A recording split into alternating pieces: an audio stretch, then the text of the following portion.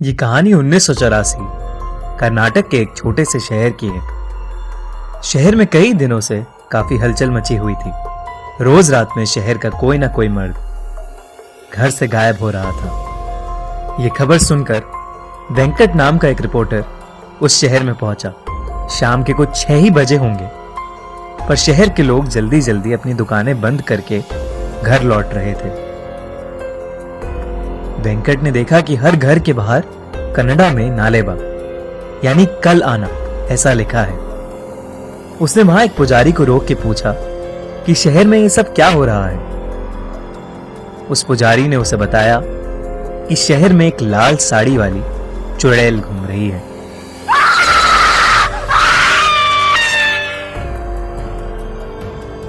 वो रोज रात में घर घर जाके जोर से दरवाजा खटखटाती है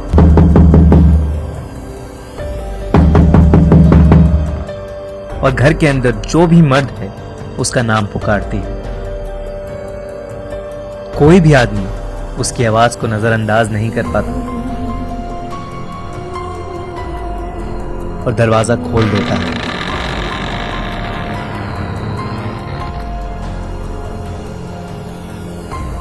कहते हैं वो चुड़ैल उसे अपने वश में करके कहीं दूर ले जाती है और मार देती है। इसीलिए शहर के लोगों ने उससे बचने के लिए घर के बाहर नालेबा लिखना शुरू किया, जिसे पढ़ के वो आज नहीं बल्कि कल आए और यही सिलसिला जारी रहे। इतना कहकर वो पुजारी जल्दी जल्दी अपने घर के रास्ते चला गया। वेंकट को कल के अखबार के लिए अच्छी कहानी तो मिल गई, पर कुछ ही दूर जाते ही उसका स्कूटर पंक्चर हो गया। अंधेरा हो चुका था और सब लोग अपने घर के अंदर जा चुके थे। अचानक से वेंकट को लगा कि उसके आसपास कोई है, तो वो स्कूटर लिए तेजी से आगे चलने लगा। किसी ने बहुत ही मधुर आवाज में उसका नाम पुकारा, वेंकट, वेंकट। वेंकट ने जैसे ही स्कूटर के शीशे की ओर देखा, वो स्कूटर वहीं छोड़ के बहुत तेजी से आगे भागा। वो एक छोटे से मकान में जाके छिप गया और दरवाजा अंदर से कस के बंद कर लिया। दरवाजे पर जोर जोर से खटखट होने लगी और उसे अजीबो गरीब आवाजें सुनाई देने लगी। वेंकट बुरी तरह डरा हुआ था।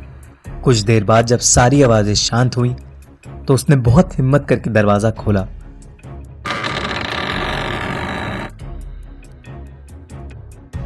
तो वहां कोई नहीं था, पर फिर